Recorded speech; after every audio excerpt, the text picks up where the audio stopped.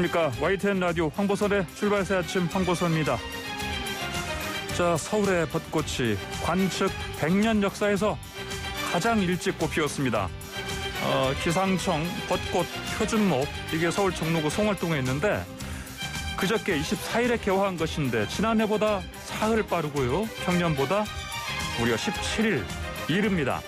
이게 마냥 좋아할 수는 없는 게 이게 다 지구온난화 때문이라서 그렇습니다. 겨울과 가을은 짧아지고 봄, 여름은 길어지고 있습니다. 매년 3월의 네 번째 금요일, 네, 오늘입니다. 오늘 3월 26일은 제2연평해전 천안함 피격, 연평도 포격, 도발로 희생된 서해 수호 55명 용사를 기리는 서해 수호의 날입니다. 국가를 위해서 희생하신 분들과 유족, 부상을 입고 힘겹게 살아가는 분들을 잊지 않고 예우해야겠습니다. 대선의 전초전 서울시장, 부산시장 보궐선거 이제 열흘하고 이틀 12일 남았습니다. 여야 후보들 어제부터 공식 선거운동 돌입했죠. 후보들은 새벽 0시부터 현장으로 달려갔고 각자 공약 선전은 물론이고 제2의 누구, 아바타 이런 식으로 서로 맹공 퍼붓고 있습니다. 오늘은 박영선 서울시장 후보를 잠시 뒤에 만나보겠습니다. 서른 의원, 홍문표 의원과 함께하는 3부 여의도 중계석에서 이 보궐선거판도 짚어보고요. 북한의 미사일 도발 사안도 분석해보겠습니다. 정부 구미의 3세 여아 사망 사건의 실체를 드러낼 새 단서들이 나오고 있습니다. 2부에서 이 전문가들과 수사 상황 자세히 살펴보겠습니다. 2021년 3월 26일 금요일 YTN 라디오 홍보선의 출발새 아침 시작합니다. 네, 다다음 주 수요일이 4월 7일 서울시장 보궐선거 날입니다. 공식 선거운동 어제 막이 올랐죠. 이젠 12일 남았습니다. 여야 후보들 단 1초도 허비할 수 없겠죠. 어제 새벽 0시부터 여야 두 후보 현장에 출동했습니다. 오늘은 먼저 박영선 더불어민주당 서울시장 후보 만나보겠습니다. 박 후보님 안녕하십니까? 네, 안녕하세요. 예, 오늘 눈 뜨신 시각 언제? 5시에 일어났습니다. 아, 그렇습니까? 네. 저희하고 인터뷰 좀 끝나시면 오늘 일정은 어떠신가요? 오늘은 서대문구하고 마포구 쪽에 갑니다. 그리고 오늘 녹색 어머니회를 만나서 요즘 어린아이들 교통사고 문제가 좀 자주 일어나고 있지 않습니까? 예. 그래서 그런 안전과 관련된 또 간담회도 진행될 예정으로 있습니다. 네. 예. 오늘 뭐 이틀째 이제 공식선거 또 유세도 하시고 네. 오늘도 뭐 일정이 그러면 한 자정 다 돼야 끝나시겠습니다? 자정까지는 안 가지만 뭐 늦게까지 예. 일정이 있습니다. 네. 예. 이게 선거운동 또 체력쟁이도 한대요. 어떻게 관리하십니까? 사실 뭐 지금은 예. 체력 관리할 시간은 없죠. 근데 예. 하루에 어저께도 13,000보를 걸었더라고요. 13,000보요? 네네. 예. 그러니까 그 걷는 것만으로도 아마 충분한 운동은 되지 않을까 이렇게 생각하고 있습니다. 예, 알겠습니다. 전 방송 봤더니 막 소리 많이 지르시던데 목소리 관리도 좀 중요하시고요. 벌써 3시간 아닙니까? 예. 예. 어제 새벽 0시 일정 시작하셨습니다. 보니까. 네네. 그 홍대 근처 편의점에 가신 거죠? 그렇습니다. 알바 체험하신 것 같은데요. 얼마나 하셨어요, 거기서요? 어제? 네, 어저께 그 새벽에 같이 일하던 그 알바생을 생각하면 좀 마음이 짠합니다. 왜냐하면 지금 공무원 시험 준비를 하고 있다고 하는데, 밤 12시부터 시작해서 아침 8시까지 일을 하고, 11시, 그러니까 낮에 11시부터 잠을 잔다고 해요. 그래서 그 밤에 일한다는 것 자체가 이게 참 건강하고 직결되는 문제라서 좀 마음이 짠했습니다. 네. 그러니까 예전에 기자 시절 때도 뭐 야근 많이 해보셨을 테니까 처리하는 걸 얼마나 힘든지 아실 거고요. 그렇죠? 예. 그리고 이제 그 청년이 이제 그 자기의 꿈을 이루기 위해서 그렇게 알바를 하면서 하는데 주거 문제를 가장 그 힘든 것으로 생각하고 있더라고요. 주거 문제요? 그래서 그래서 20대 청년들을 위해서 서울시에서 20만 원씩 지원해주는 제도가 있긴 합니다만은 이 제도를 아는 청년들이 그렇게 많지가 않고요. 왜냐하면 일단 숫자가 적기 때문에. 그래서 제가 서울시장이 되면은 청년들의 주거 문제 해결을 위해서 월세 20만 원을 지원하는 정책을 크게 확대하려고 합니다. 그 얘기를 했더니 그 청년의 얼굴이 이렇게 환해지는 걸 보고 그래요? 제가 이거는 반드시 빨리 해야 되겠구나 이런 생각을 했습니다. 네. 20만 원 말씀하셨죠? 20만 원씩 지급을. 네, 월세 20만 원 청년들을 위한 월세 20만 원 지원 정책. 예, 네. 그렇군요. 알겠습니다. 네. 자, 그리고 어제 이제 이 일정 끝내시고 좀 하셨죠. 유세 출정식 이거를 구로 디지털 단지에서 하셨죠? 그랬습니다. 네. 왜 거기서 하신 겁니까? 이건?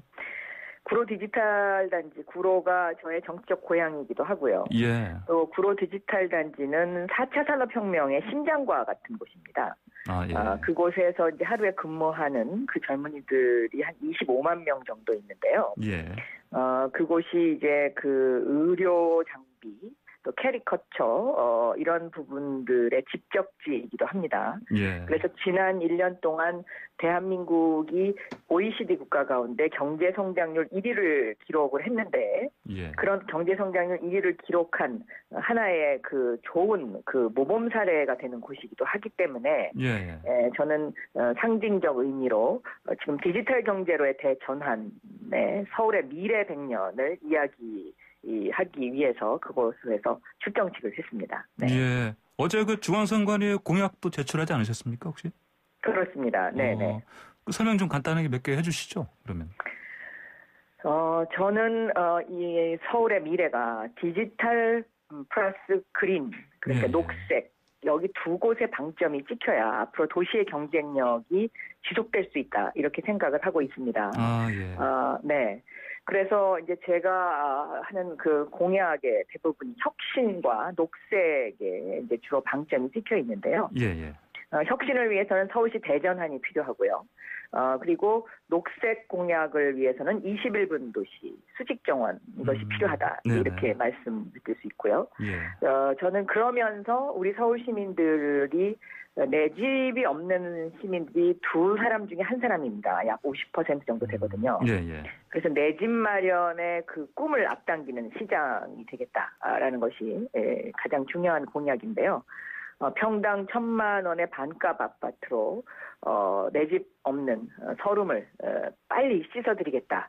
이것이 주요 공약이고요. 예. 두 번째는 코로나19를 빨리 종식시키고 서울 시민들에게 일상의 삶을 돌려드려야 되는데 예. 그러기 위해서는 이 코로나19 종식과 관련해서 저는 그동안에 이제 사각지대가 없는지를 살펴봤습니다. 예. 그랬더니 첫 번째는 저희 그 정부에서 새희망 자금, 버팀목 자금을 지급을 했지만 네. 아직도 관광업계라든가 전시업계라든가 사각지대가 많이 있고 소상공인들이 너무 힘들어하십니다. 예. 그래서 즉시 그 5천만 원 무이자 대출을 화끈 대출을 통해서 소상공인의 이러한 누적된 피로감을 좀 씻어드릴 필요가 있다라고 생각하고요. 예. 또 코로나19 종식을 빨리 하기 위해서 선생님들을 만났더니 보건교사들이라도 좀 백신 접종을 빨리 했으면 좋겠다 이렇게 건의가 있어서 예. 이것을 질병청에 건의를 해서 그것은 관철을 시켰고요. 네. 어제는 고3 수험생들에 대한 어머님들의 그 부모님들의 걱정이 많으신 것 같아서 네네. 고3 수험생들을 백신 접종을 좀 앞당기자. 그래서 여름방학 기간 동안에 고3 수험생들한테 백신 접종을 마치게 되면 부모님들이 좀 덜 걱정하시지 않을까 하는 서울 선언 첫 번째를 어제 발표를 했습니다. 예. 네. 그리고 또 청년들을 위해서 요즘 이제 청년들이 일자리라든가 또 뭐 코로나 졸업생이라는 말이 나올 정도로 그 자신들의 미래에 대해서 굉장히 불투명해가지고 불안해하지 않습니까? 예.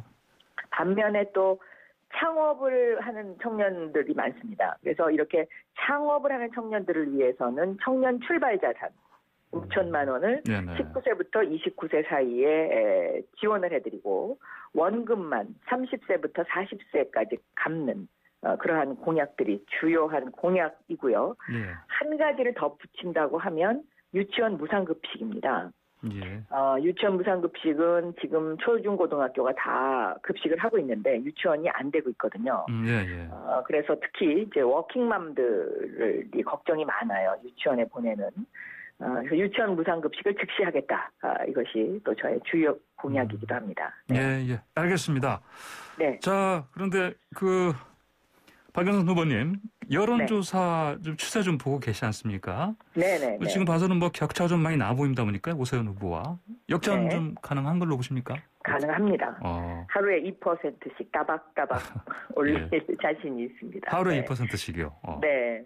왜냐하면 이번 선거는 일하는 시장이냐 정치 시장이냐의 대결이고요. 새로운 미래를 향하는 새 시장이냐 아니면 낡고 실패한 10년 전 시장이냐의 대결이고요. 민생 시장이냐 정쟁 시장이냐의 대결입니다. 서울이 정쟁의 대상이 되면 안 됩니다. 그리고 지금부터 그 1년 기간이라는 것이 왜 중요하냐면요. 코로나19로 인해서 전 세계가 이 경제 침체를 다시 진작시킬 그러한 방법을 찾는데 굉장히 부심하고 있는데요.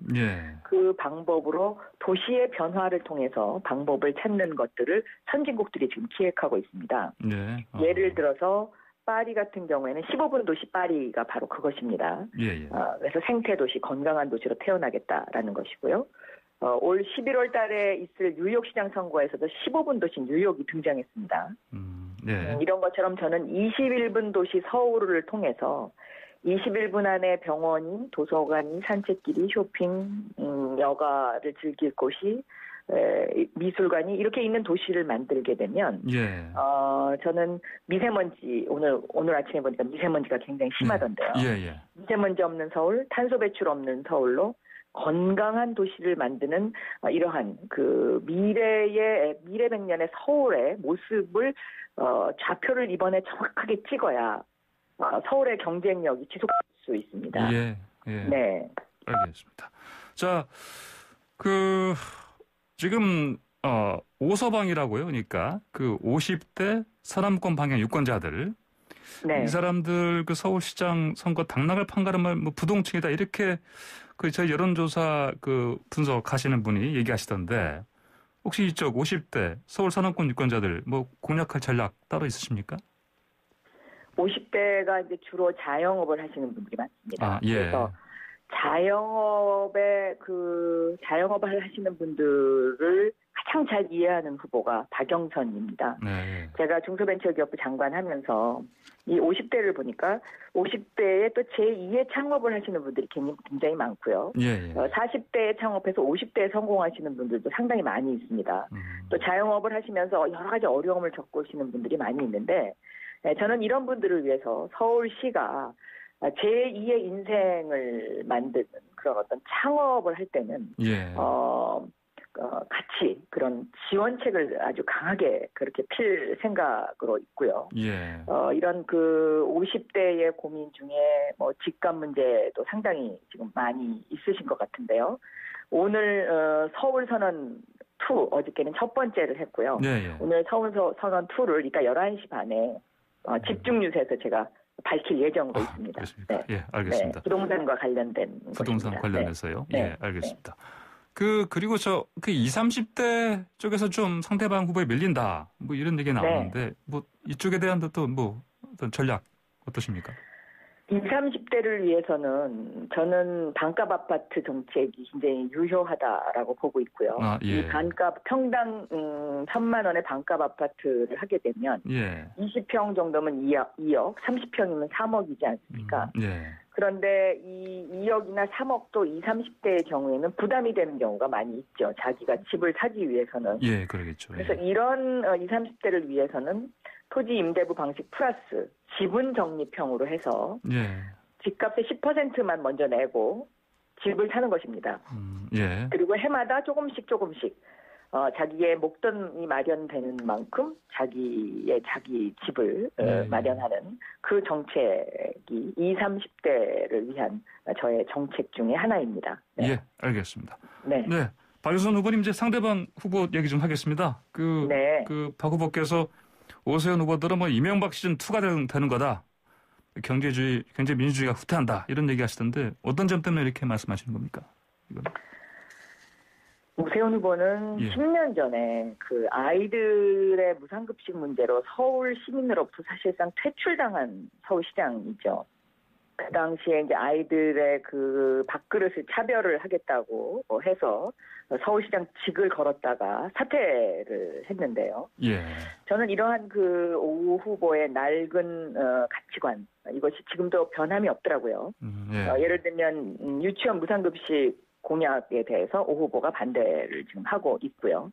현재 진행되고 있는 무상급식도 뭐 어쩔 수 없이 진행하는 것이다라는 그런 낡은 가치관을 가지고 있고, 또 광화문 광장 같은 경우에 그 당시에 서울 시민과의 충분한 공감 없이 그 오래된 은행나무를 싹둑싹둑 다 잘라버리고 지금의 광장을 만들었는데, 이 광장이 그때부터 지금까지 계속해서 그 혼란을 초래하고 있고 지금도 또 뭔가를 고쳐야 되는 상황이지 않습니까?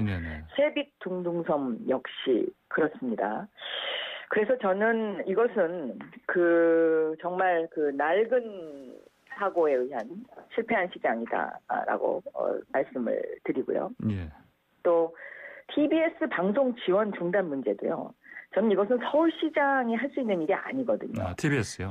네. 그러니까 어떤 하나의 그 언론을 이런 식으로 탄압하는 발언을 하는 것 자체가 굉장히 과거지향적인 그런 생각이죠. 서울시장이 할 수 있는 것이 아니고 서울시에서 조례를 고쳐야 됩니다. 예.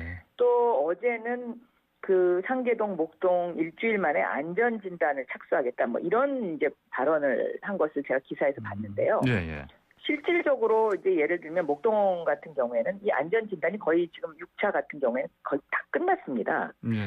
그리고 이 안전진단과 관련된 것도 서울시에서 하는 것이 아니고 국토부가 하는 것이거든요. 예. 그러니까 과연 이 서울시장을 해본 경험이 있다고 하는데, 경험이 있다는 분이 서울시장이 할 일과 안 할 일을 지금 현재 구분을 잘 못하고 있는 이제 그런 상황입니다. 그래서 저는 굉장히 좀 그 서울시장을 정말로 제대로 하신 것인가 하는 그런 생각도 들 때가 참 많이 있습니다. 예. 또 하나는 그 이명박 시즌2, 이 이명박 대통령 하면 BBK의 거짓말, 13년 만에 밝혀진 사람이잖아요. 예. 그런데 이 BBK의 그 진실이 그 당시에 얼렁뚱땅 넘어갔습니다. 뭐 예를 들어서 BBK의 핵심 펀드였던 마포 펀드 아세요? 그러면 마포 해장국이요? 이렇게 하고 넘어갔거든요. 예.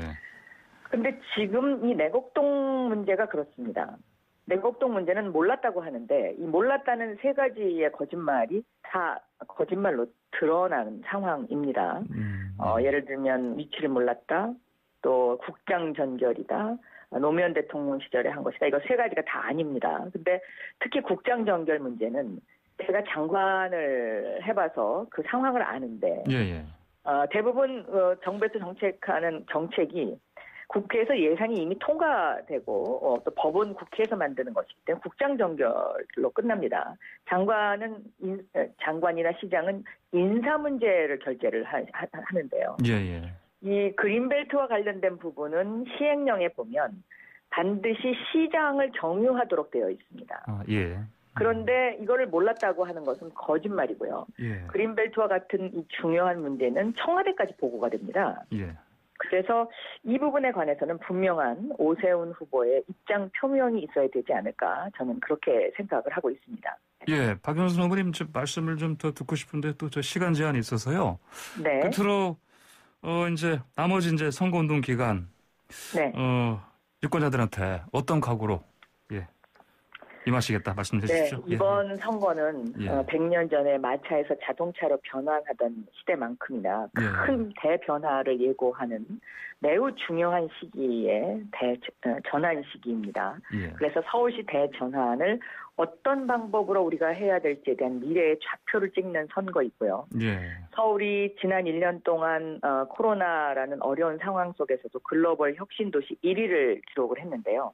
이러한 서울의 저력과 자부심을 이어가야 하고, 또 코로나19를 종식시키고 빨리 그 일상으로의 회복, 그래서 집단 면역을 빨리 가져와야 되는 그런 시장의 임무가 매우 중요합니다. 그래서 안정적인 시정 운영, 이것이 중요하고, 서울이 정쟁의 대상이 되면 우리는 퇴보할 수밖에 없다. 그리고 도시의 경쟁력이 무너질 수밖에 없다. 도시의 경쟁력이 무너지면 대한민국의 경쟁력이 무너집니다.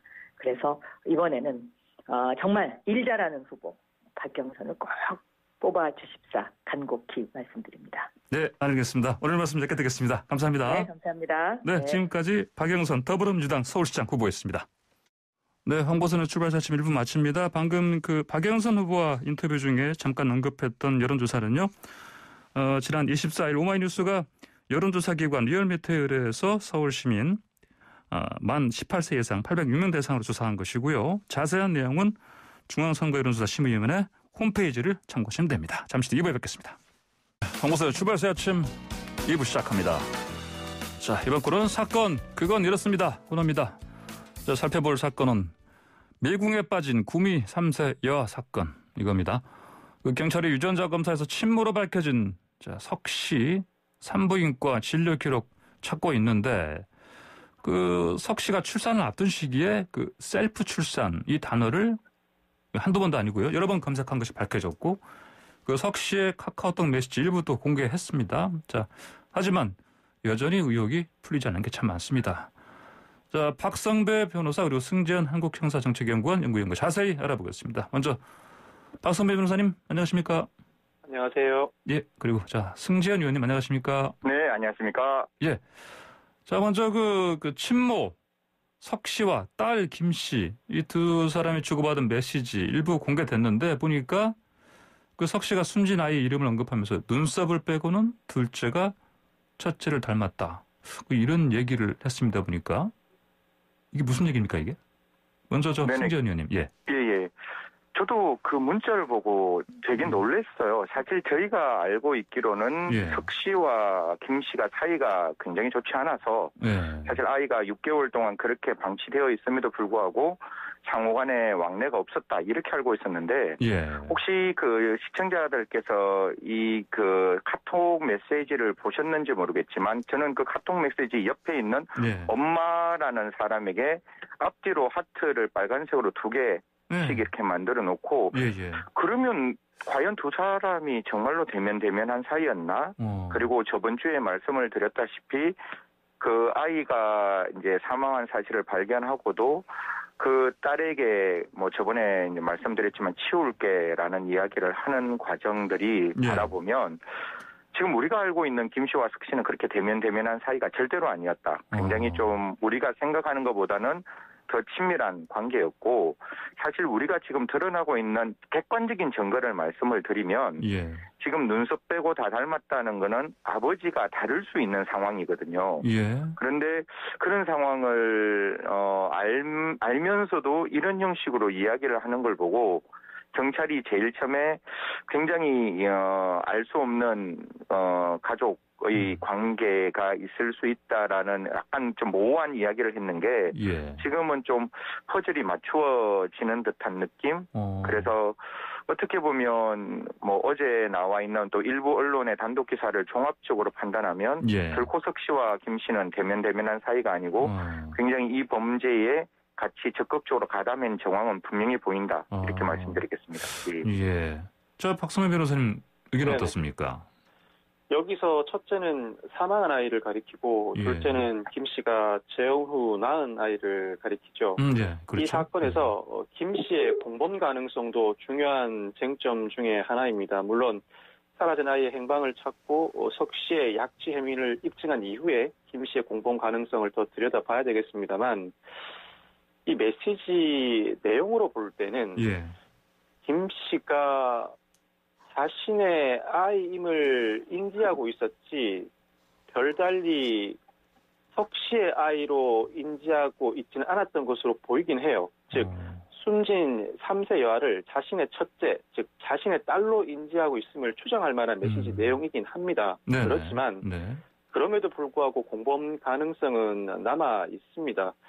이 그들 사이에서 이 첫째라는 말은 석 씨의 딸이자 김 씨의 친동생을 가리키는 표현으로 통용돼 왔을 수도 있습니다.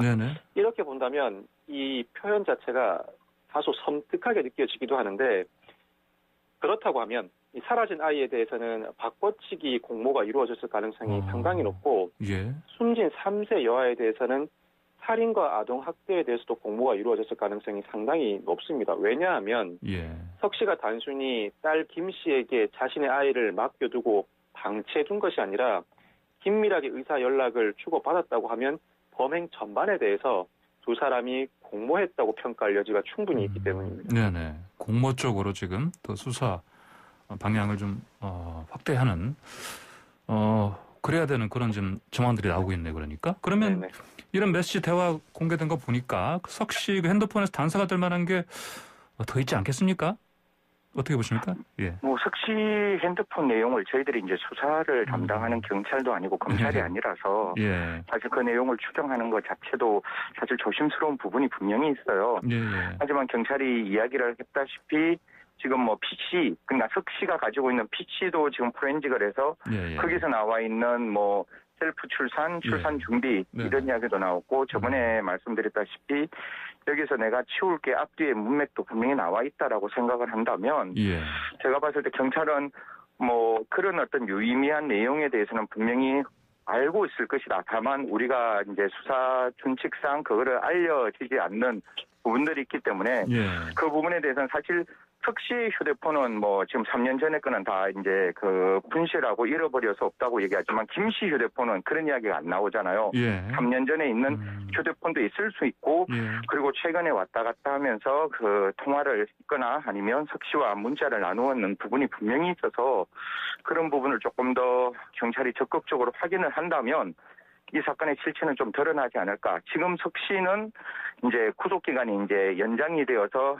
4월 5일까지 이제 구속이 되어 있고 제가 알기로는 김 씨는 살인죄와 관계된 여러 가지 사항으로 이제 곧 재판을 받게 되는데요. 지금 김 씨가 재판받는 내용과 지금 나와 있는 내용 중에 공소 사실이 동일하지 않기 때문에 김 씨가 재판을 받는다 할지라도 그와 관련된 부분에 대한 수사는 분명히 진행될 수 있다. 이렇게 말씀드리겠습니다.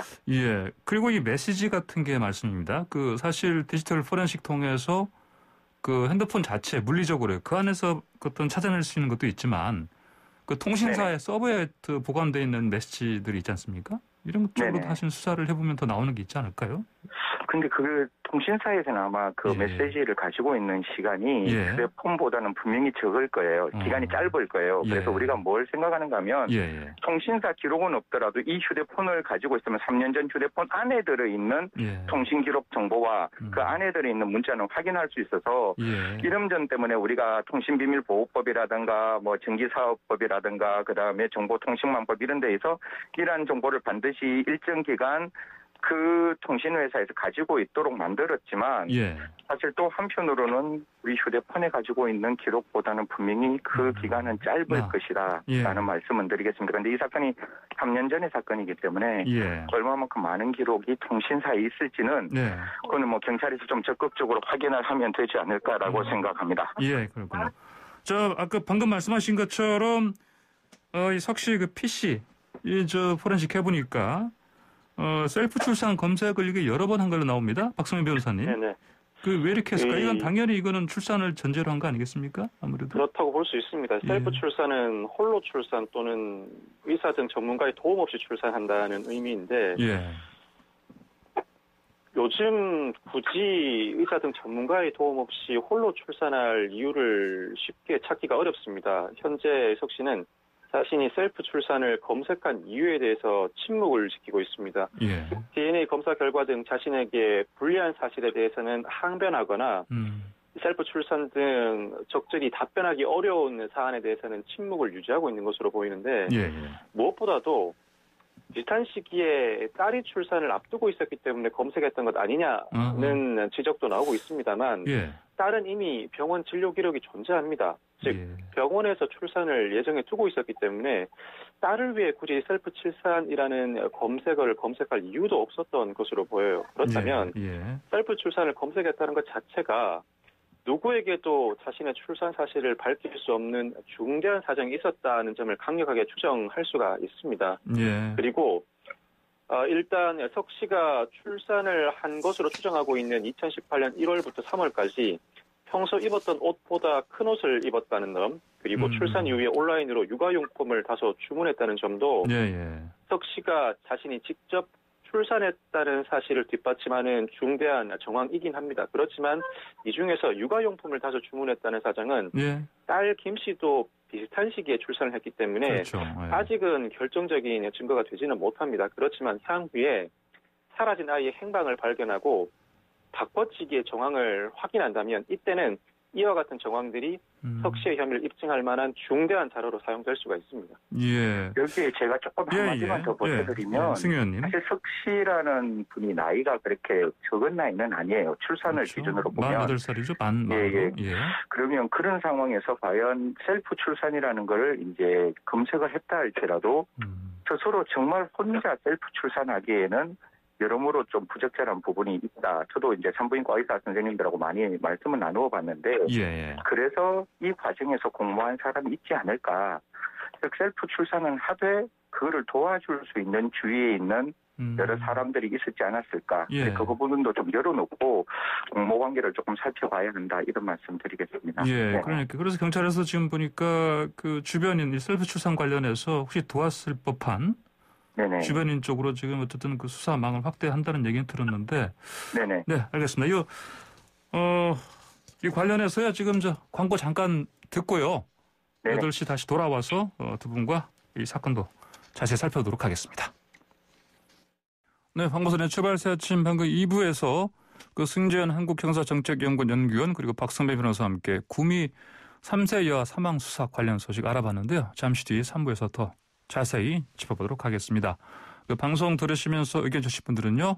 샵 0945번 유튜브 보이는 라디오로도 보내주시면 되겠습니다. 잠시 뒤 3부에서 뵙겠습니다.